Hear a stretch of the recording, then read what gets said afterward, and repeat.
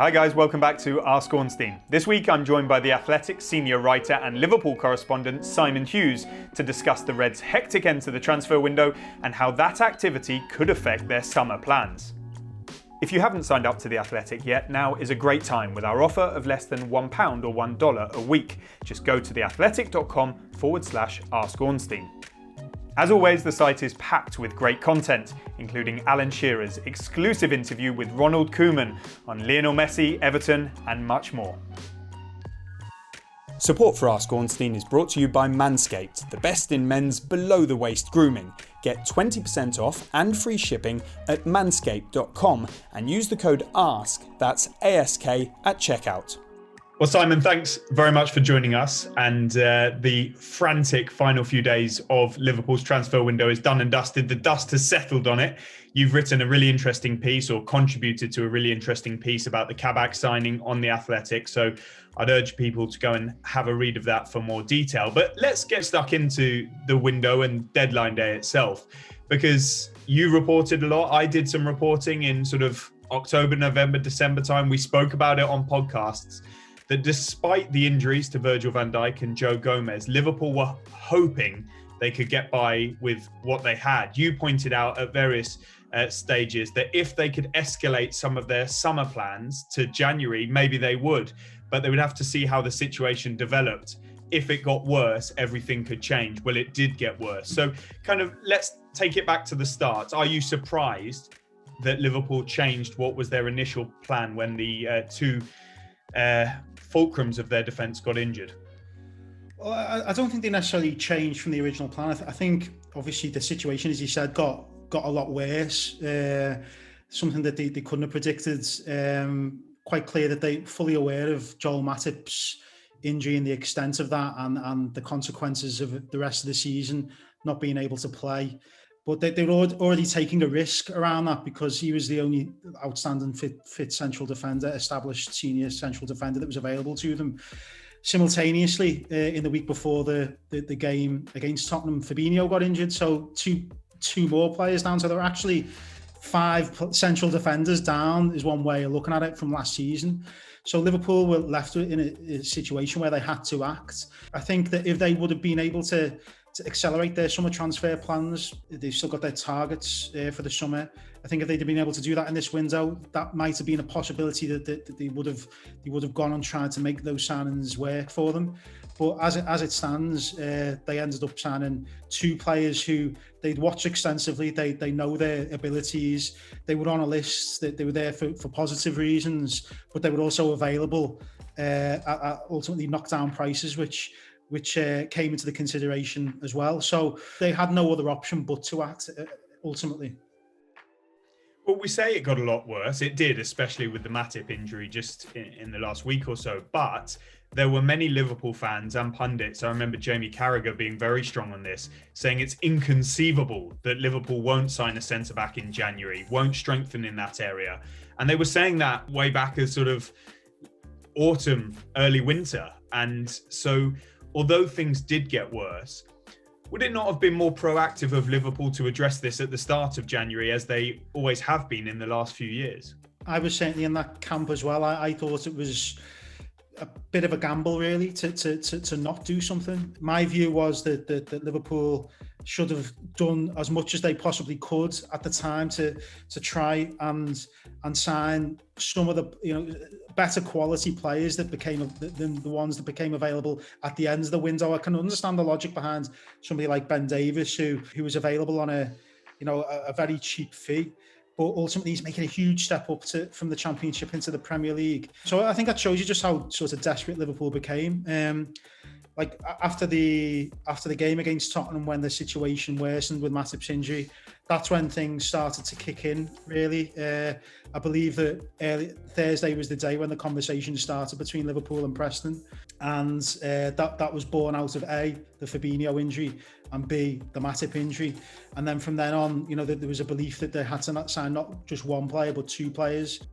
You can't ignore the fact that Liverpool have had a horrendous luck with injuries this season.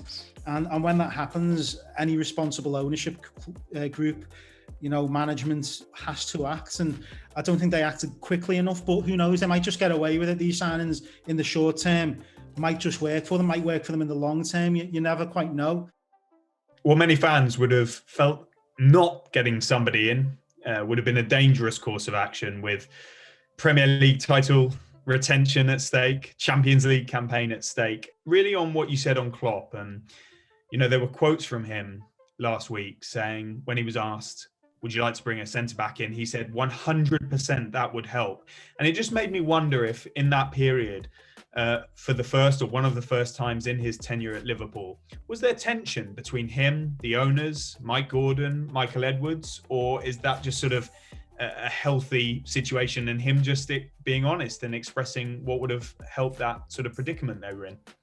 I don't sense there was tension, but enough concern for Jurgen Klopp to mention it, which, as I said, I saw that as being very stark, and that was followed up with a defeat to Burnley and a press conference the following day where he was honest about the fact that he did want to sign a centre-half. And I think he's smart enough to realise when asked that question, if he says, well, I'm comfortable with what we've got, he looks a little bit, it doesn't make him look great, does it really? If he were to argue otherwise, I think he was just probably being quite honest. And we'll wrap it up with arguably the most important theme, which is the summer. And you've touched upon that already. What does this mean for Liverpool's transfer plans? Is that centre-back done and dusted with? Because we've talked in the past about the likes of Upamecano, etc. And I'll point you to a question that has been sent in to you from Jack, who asks, what are Liverpool's plans for the summer window? $1 million question, of course, now that they have signed 2 centre-backs in this window.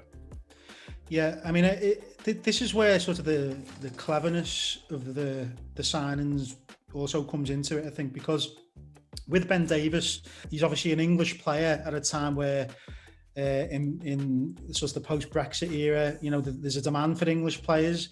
They've signed him for a knockdown fee.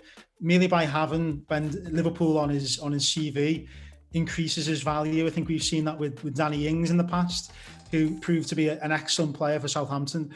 So it's a win-win for Liverpool, really, because there's a guaranteed profit in the sale that comes next if he doesn't prove to be the player that Liverpool wants, and there will be interest in him. So he's a player that Liverpool can easily sell if it doesn't work out. So it doesn't, in theory, affect the strategy or the plans for the summer. Similarly with Ozan Kabak, given that there's no commitment to buy the player in the summer, there's a lot of emphasis on him and what he does and how he adjusts. Big pressure on him really to really deliver what people believe that he can deliver, because as I said, there are a lot of clubs that have been interested in him, and I think from within Liverpool, speaking to a few people, there's a belief that they saw him a bit like Andy Robertson, where, let's not forget, at Hull he was really, really struggling at Hull for a long period, sort of drowning in the pit of despair that was several managers, in one season, club getting relegated.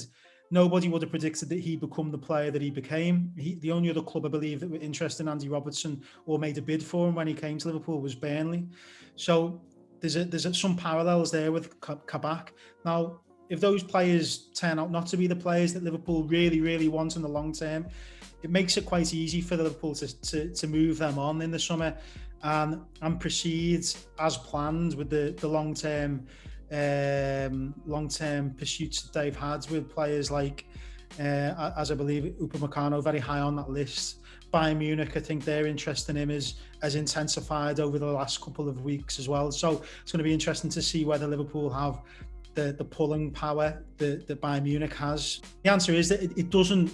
I don't think it really does affect the long term, which is the beauty of both of the deals. It enhances Liverpool's chances of getting to where they want to be in the short term, without necessarily pushing them over the edge towards the title. But certainly won't affect the club adversely financially if they at least qualify for the Champions League, and equally allows them to push on with what they wanted to do in the first place.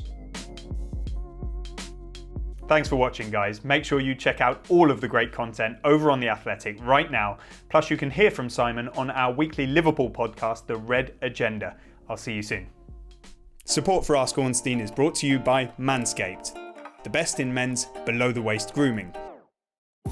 The world is about to get a lot less hairy because you can now buy Manscaped products and finally use the right tools for your family jewels, like the Lawnmower 3.0 electric trimmer with its cutting-edge ceramic blade that reduces grooming accidents and keeps you feeling smooth. Its battery lasts up to 90 minutes, so you can even use it for the entire length of a football match. Then comes the Weed Whacker, your essential nose and ear hair trimmer. Both products are part of the Manscaped Performance Package that includes a t-shirt, athletic boxer briefs, deodorant, toner for, yes, down below, a wash bag to keep it all together, and a newspaper. Why? Well, why not? Happy shaving!